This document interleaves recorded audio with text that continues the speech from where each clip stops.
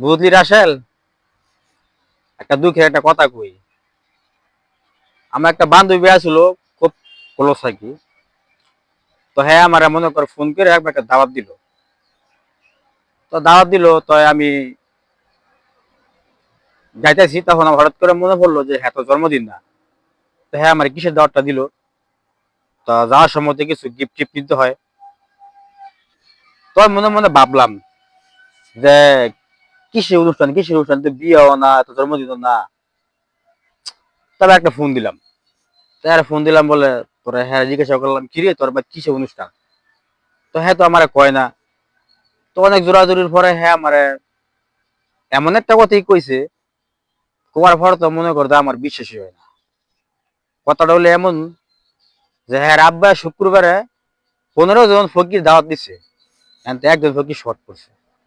ওই শর্ট পড়াতে ওই আমার দাওয়াত দিছে পূরণ করার লেগে।